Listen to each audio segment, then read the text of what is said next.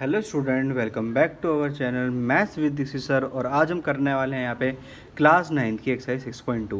लेकिन 6.2 करने से पहले हम यहाँ पे कुछ बेसिक टर्म्स जान लेते हैं, जैसे कि आपको यहाँ पे अपने डिस्प्ले पे दिख रहे हैं। देखिए, ये बहुत सारी बेसिक टर्म्स हैं, लेकिन इसको बहुत हम ईजिली से समझेंगे। अब ईजिली से देखिए समझना स्टार्ट करते हैं। देखिए, सबसे पहले आपको यहाँ पे बता देता हूँ। यहाँ पे देखिए आपको 3 लाइन दिख रही है, ABCD और EF। ये तीनों लाइन एक दूसरे के क्या है, पैरेलल हैं। जैसे बता रखा है AB parallel to CD, AB किसके पैरेलल है, CD के पैरेलल है, और CD किसके पैरेलल है, EF के पैरेलल है। तो AB पैरेलल टू CD है, CD पैरेलल टू EF। अगर ये लाइन इसके बराबर है और ये लाइन इसके बराबर है, पैरेलल है, तो इसका मतलब ये लाइन इसके पैरेलल होगी। सो AB पैरेलल टू EF। सबसे पहले आपको ये चीज़ ध्यान रखनी है, ये चीज़ आपको मैंने थ्योरम पे बताई थी 6.2 में।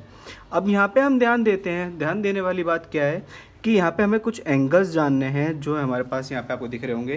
पहला है corresponding angle, alternate interior angle, alternate exterior angle and co-interior angle, that's mean angle on same side. ये सारी चीज़ें हमें बात ध्यान में रखनी है और इसी के अकॉर्डिंग हम आगे अपने सारे क्वेश्चंस करेंगे। देखिए, हमने 6.1 जितनी भी करी थी वो लीनियर पेयर के अकॉर्डिंग करी थी, लेकिन यहाँ पे हम लीनियर पेयर नहीं लगाएंगे। यहाँ पे हम इन सब चीज़ों का यूज़ कर कर पूरी 6.2 एक्सरसाइज क्या कर देंगे, कंप्लीट कर देंगे।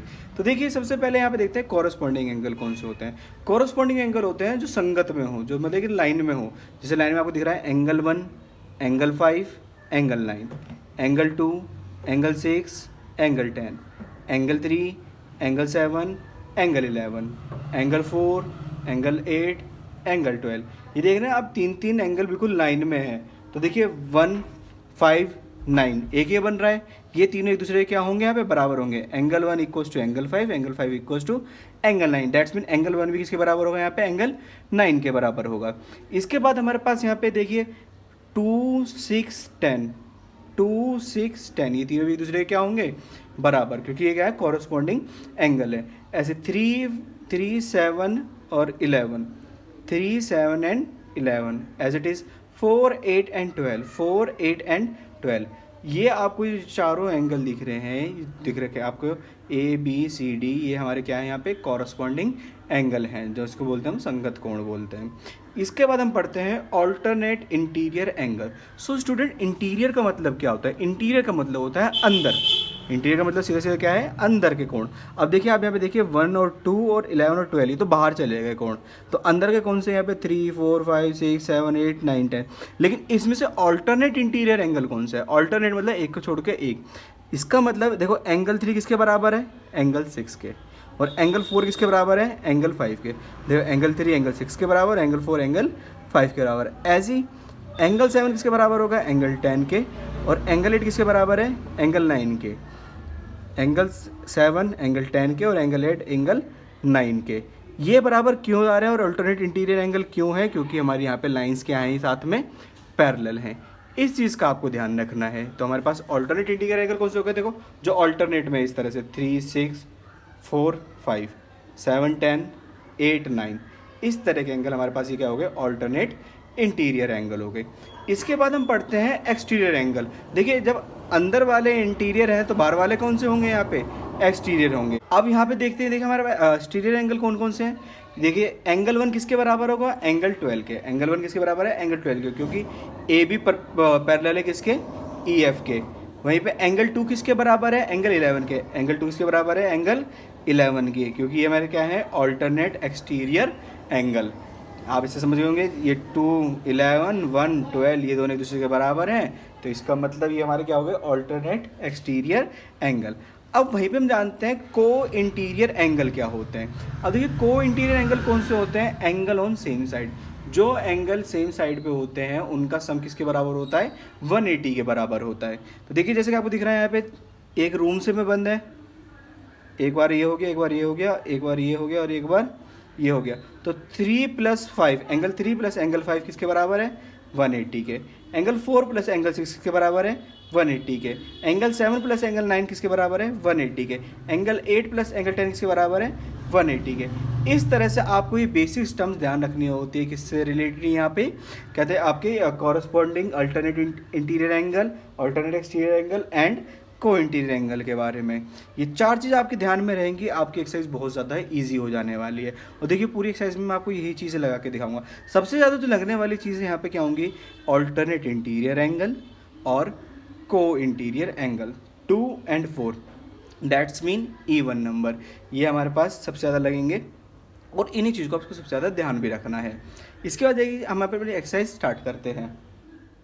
अब देखिए यहाँ पे हम क्वेश्चन नंबर फर्स्ट अपना करना स्टार्ट करते हैं। जैसे कि आपको दे रखा है इन फिगर 6.23, हमें फिगर दे रखी है यहाँ पे, if A B parallel to C D, A B किसके पैरेलल है, सी डी के, और C D parallel to E F, C D किसके पैरेलल है, ई एफ के, एंड वाई और जेड का रेशियो कितना दे रखा है 3:7, फाइंड एक्स। आपको क्या फाइंड करना है यहाँ पे, एक्स फाइंड करना है। देखिए सबसे पहले मैं आपको यहाँ पे दिखा दे रखा है गिवन कि जो हमारा ए बी है वो पैरेलल है किसके, सी डी के, और जो हमारा सी डी है वो पैरेलल है किसके, ई एफ के। इसका मतलब मैं कह सकता हूँ कि जो हमारा ए बी है वो पैरेलल किसके होगा, ई एफ के होगा। पहली चीज़ तो ये प्रूव हो गई हमारे पास। अब यहाँ पे हम देखते हैं हमें निकालना क्या है, हमें फाइंड करना है टू फाइंड, हमें निकालना है एक्स। तो देखिए सबसे पहले अगर हमारा यहाँ पे देखेंगे if A B parallel to E F, A B किसके पैरेलल है, ई एफ के है, तो इसका मतलब जो हमारा ये एंगल एक्स है वो किसके बराबर होगा, एंगल जेड के। क्यों, क्योंकि ये हमारे क्या हो जाएंगे, alternate interior angle. So student हमारे पास क्या हो गया, ऑल्टरनेट इंटीरियर एंगल। इसके बाद हमें यहाँ पे ध्यान रखना है कि हमें क्या दे, ये जो हमें क्या दे रखा था, वाई और जेड का रेशियो दे रखा था। वाई और जेड का रेशियो हमारे पास कितना था, 3:7। और मैंने आपको बताया जब भी आपको रेशियो गिवन होंगे तो आपको कहते हैं उनके साथ क्या लगा देना है, एक्स लगा देना है, जिससे वो रेशियो थोड़ा ठीक हो जाएंगे। दैट्स मीन 3x और 7x। इसका मतलब मैं यहाँ पे कह सकता हूँ जो मेरे पास y है उसकी वैल्यू कितनी है, 3x है, और जो z है उसकी वैल्यू कितनी है, 7x। और अगर हमारा z 7x है, जो एंगल z है वो कितना है, 7x है, तो इसका मतलब हमारे पास जो x हो जाएगा, इसको मैं n मान लेता हूँ क्योंकि हमारे पास x की यूनिट पहले से ही गिवन है।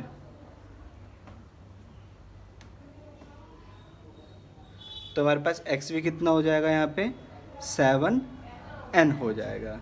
इस तरह से हमारे पास एंगल x की वैल्यू भी आ गई। अब क्या करते हैं इन्हें, यहाँ पे देखिए x और y दोनों मिलकर क्या बना रहे हैं यहाँ पे, को इंटीरियर एंगल। इसका मतलब angle x plus angle y equals to किसके स्टूडेंट, यहाँ पे 180 डिग्री के। क्यों, क्योंकि ये हमारा क्या है यहाँ पे, को interior angle, that's mean angle on same side. तो देखिए एंगल x हमारा कितना है यहाँ पर, ये है 7n, और y कितना है 3n, इक्वल्स टू किसके है, 180 के। 7n और 3n कितने हो गए हमारे पास, 10n इक्वल्स टू 180। तो n की वैल्यू कितनी आ गई हमारे पास, 180 डिवाइडेड बाई 10, से 0 गया। n की वैल्यू कितनी होगी हमारे पास यहाँ पे, 18 डिग्री। कितनी होगी स्टूडेंट यहाँ पे n की वैल्यू हमारे पास, 18 डिग्री। और हमें क्या निकालना था, यहाँ पे x की वैल्यू निकालनी थी। जो हमारा x है स्टूडेंट, वो x कितना है हमारे पास, 7n। तो x equals to 7 into n की वैल्यू कितनी है, 18।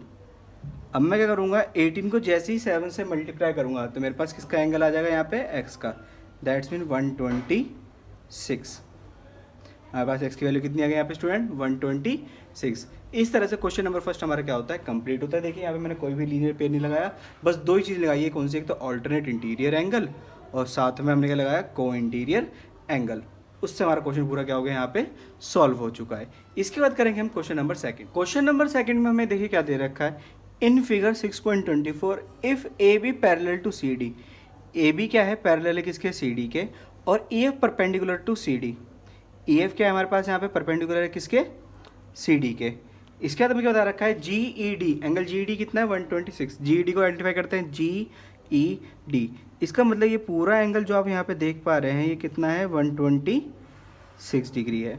आगे तरफ फाइंड ए जी ई, हमें क्या निकालना है, एक तो ए जी ई निकालना है, दूसरा क्या है G E F, G E F ये वाला एंगल फाइंड करना है, और तीसरा क्या करना है F G E, F G ई इसका मतलब ये वाला एंगल।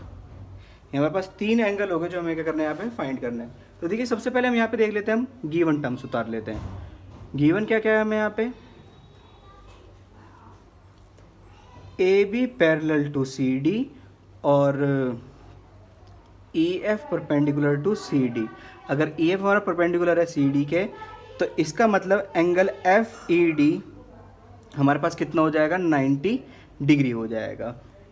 जो एंगल एफ ई डी कितना हो जाएगा स्टूडेंट, हमारे पास यहाँ पे 90 डिग्री हो जाएगा।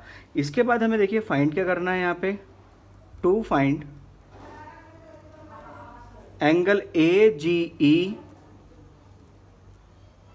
एंगल जी ई डी और जी ई एफ और एंगल एफ जी ई, ये 3 चीज़ फाइंड करनी है हमें सिर्फ यहाँ पे छोटी सी। तो देखिए सबसे पहले यहाँ पे मैं कहते हैं किसकी वैल्यू निकालूंगा, ए जी ई की निकालूंगा। ए जी ई मुझे पता है यहाँ पे हमारा जो ए बी है वो सी डी के क्या है, पैरेलल है, ये हमें गिवन दे रखा है। तो इसका मतलब जो हमारा ए जी ई है वो किसके बराबर होगा, जी ई डी के। Angle A G E equals to angle G E D, क्योंकि ये हमारे पास क्या हो जाएंगे, ऑल्टरनेट इंटीरियर एंगल। ये हमारे पास क्या हो जाएगा, ऑल्टरनेट इंटीरियर एंगल हो जाएगा।